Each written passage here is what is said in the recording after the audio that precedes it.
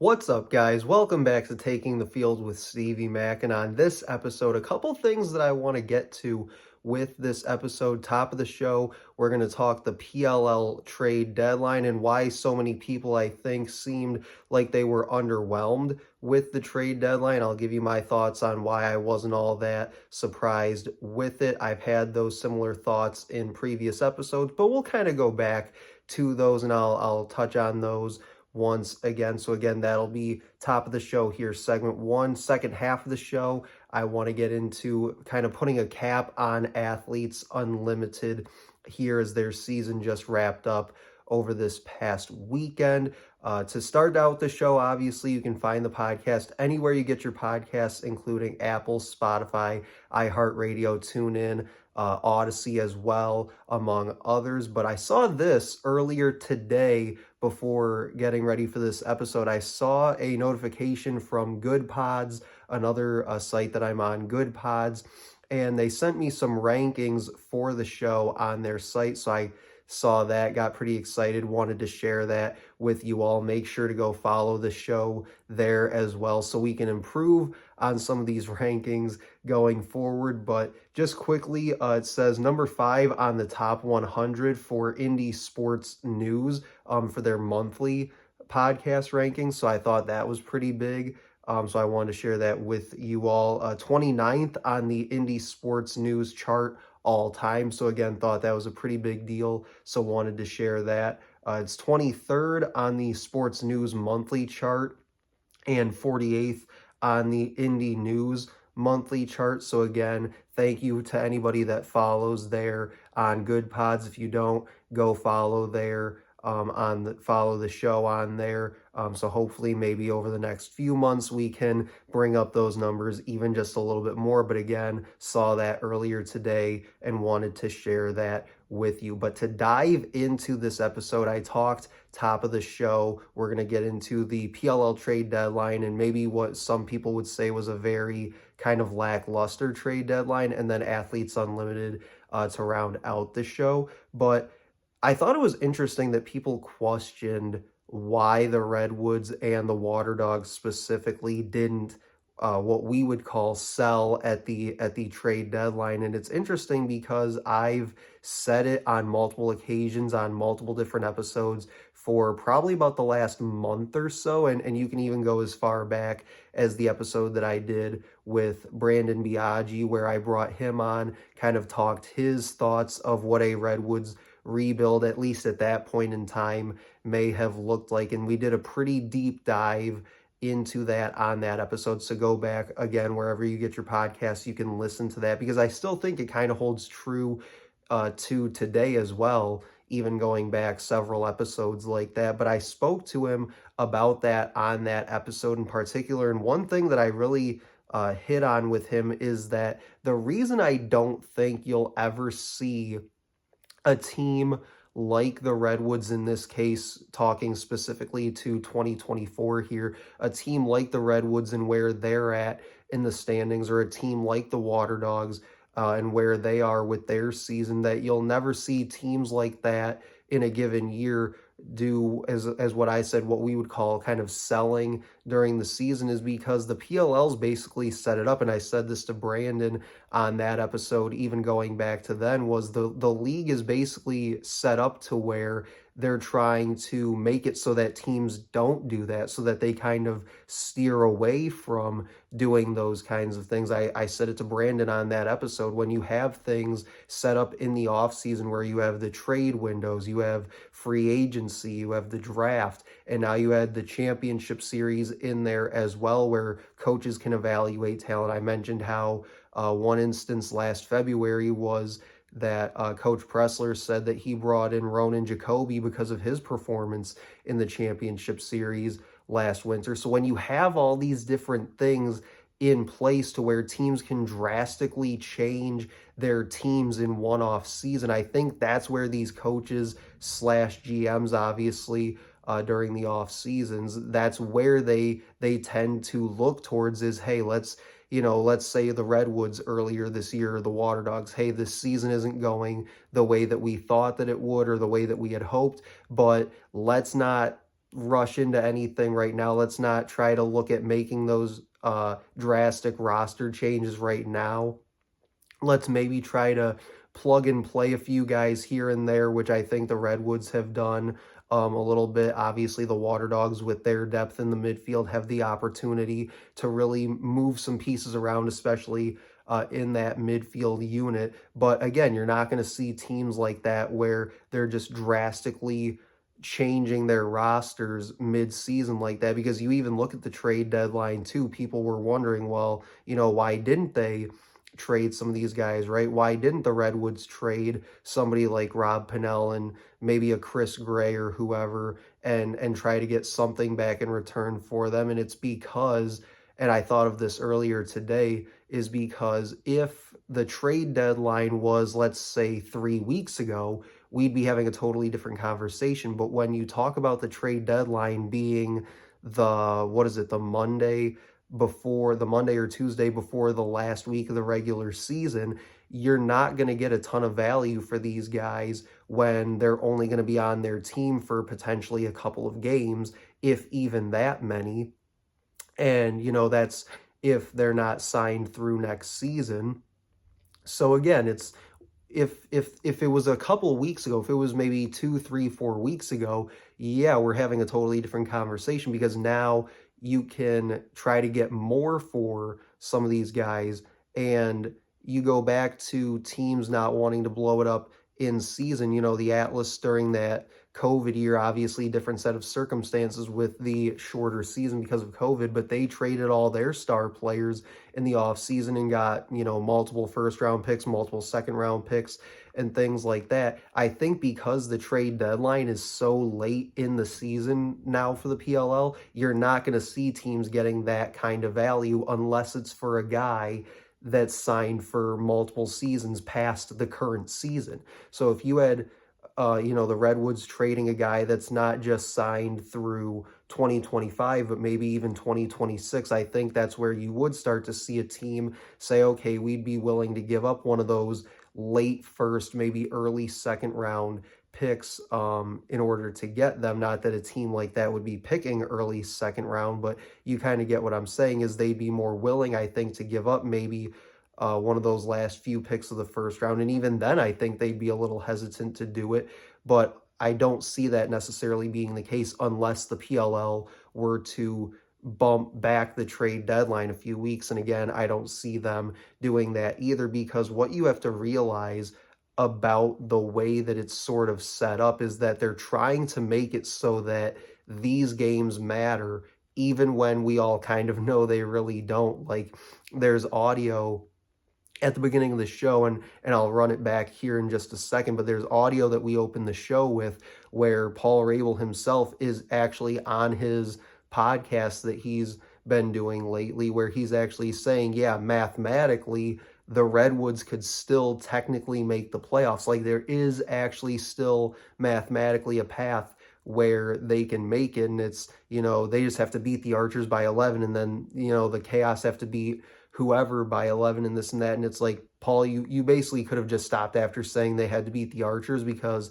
I don't think that too many people are going to pick them to beat the Archers in that game. And then you proceed to say, oh, and not only do they have to clear that hurdle, but they have to beat them by 11, which there haven't been too many games historically where a team has won by that much. So I think that when you say, like, oh, they just have to do this, and you're thinking, okay, well, that's, not the easiest thing in the world given how their season's gone. And then you pile on by saying, oh, by the way, they have to win easily by 10, 12, 15 goals. And then they have to hope that this other team ahead of them basically does the same thing to their opponent. It's like, okay, so basically you had us in the first half. You said there's a way, but there's basically almost a less than zero chance of either of those events happening. And now you have to kind of combine those two for this sort of perfect storm to happen. But again, like I said, the reason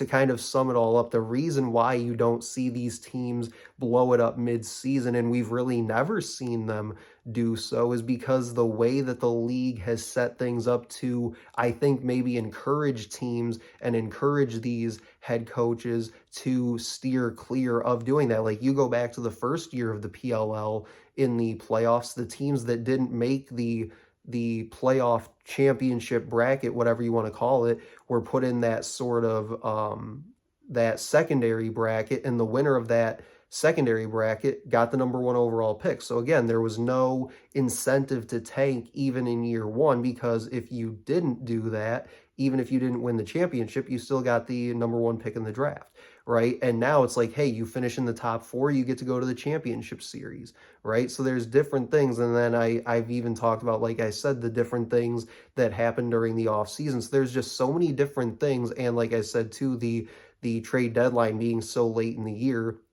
so you're not going to get like crazy high value on some of these trades that are happening. And that's why we only saw the two trades go down at the deadline, where you got a, what we assume will be a late second round pick, and probably somewhere like a mid third round pick in those two deals respectively. So again, just the way that they've set it up is so that teams are not encouraged to tank, because ultimately that hurts their product on the field. So coming up in segment two, second and final segment here on Taking the Field with Stevie Mac, we're going to put a bow on the Athletes Unlimited season here in 2024.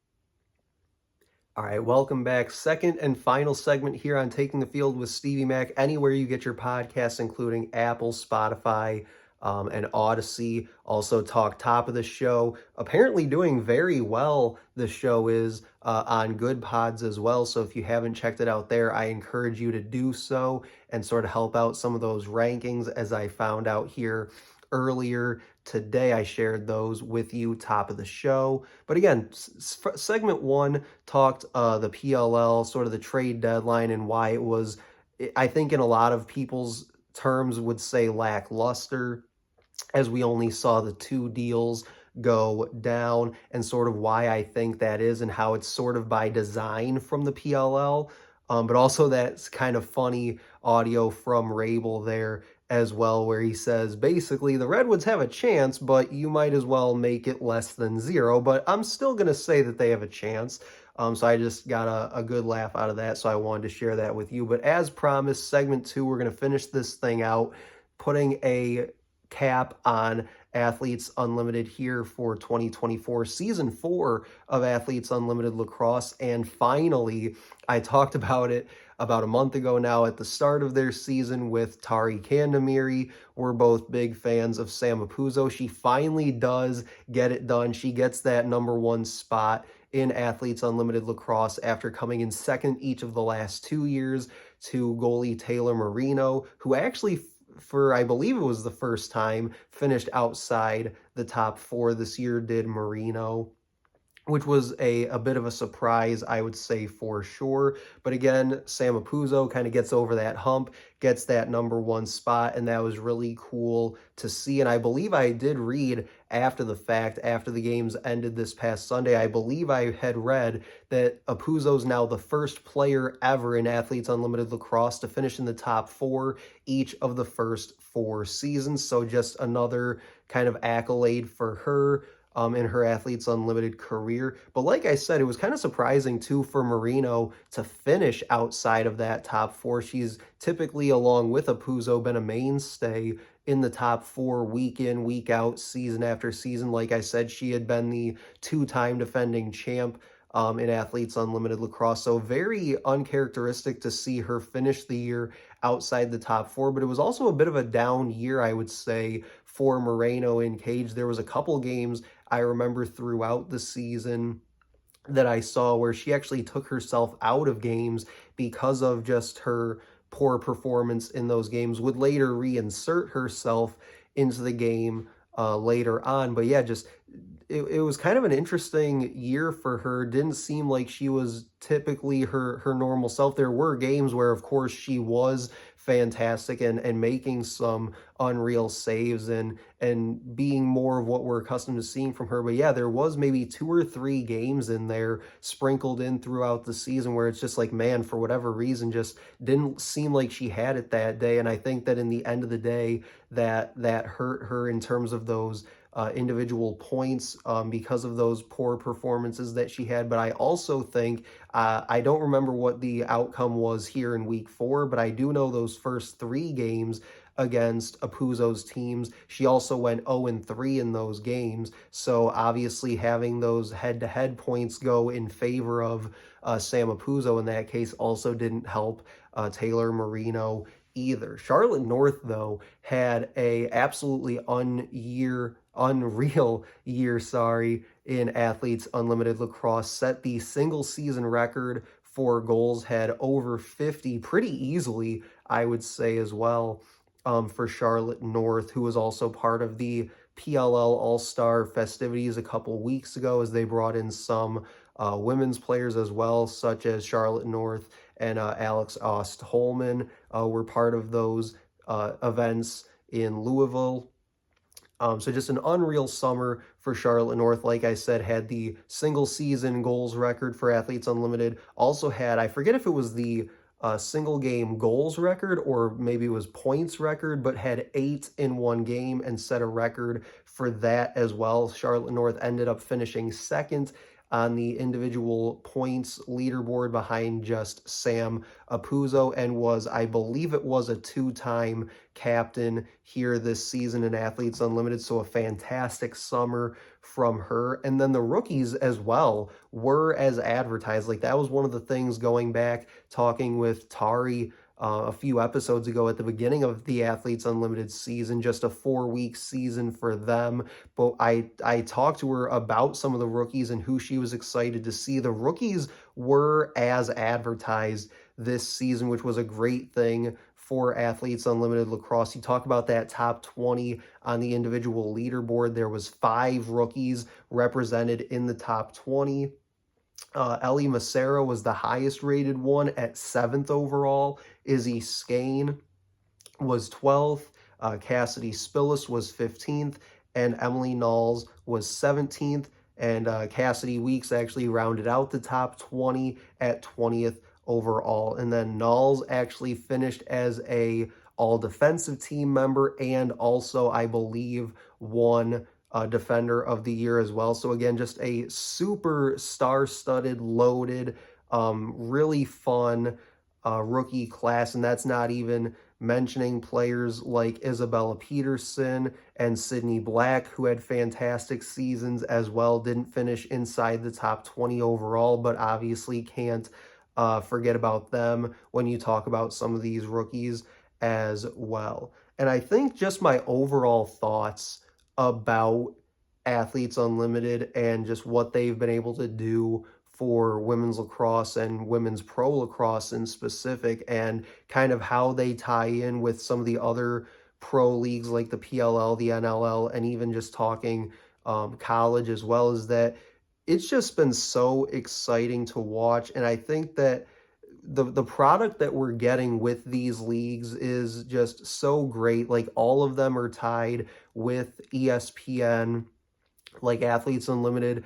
Their games primarily this season were on ESPN2 and ESPNU. They did have a couple games here and there on Bally Sports. Obviously, the PLL is on ESPN platforms. The NLL is on ESPN platforms. And college lacrosse, you can get a ton of games on ESPN networks and platforms as well. And I think that's just been such a huge thing for the sport of lacrosse and helping it move forward into sort of the modern era. And I also think, when talking even just a second ago about the rookies in Athletes Unlimited, I think the same can be said about the PLL and the NLL as well. These rookies that are coming in and these young players in maybe their second and third years that are coming into these leagues and having the kind of immediate impacts that they're having, I think has been a fantastic thing. Like you talk about Charlotte North, finished second on the leaderboard this year in Athletes Unlimited Lacrosse, set those records that I mentioned earlier on this segment in her now third year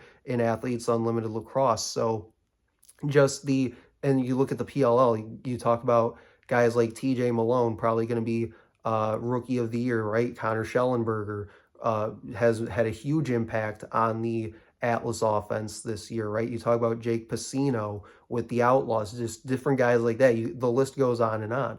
But the impact that these young players are having on these professional leagues, whether it be PLL, NLL, Athletes Unlimited, whatever the case may be, it's just been such a fun thing to watch with all of these leagues. And I think it's just going to make the sport better going forward because you realize these players are at the start of their careers. Like they have so many years left ahead of them that they can still do this at a high level. Like you look at Jeff Teat and what he's done this season. I believe Jeff Teat's only about 27, 28 years old, according to his bio on the PLL website. So again, he's another guy that, maybe he's been around for a couple of years now, but he still has plenty of years left in him. And I think he can still do it at such an extremely high level. So I think right now it's just been so fun to see how entertaining and exciting that these products that these professional leagues are putting out, and now it can basically go year round, where you can go college in the spring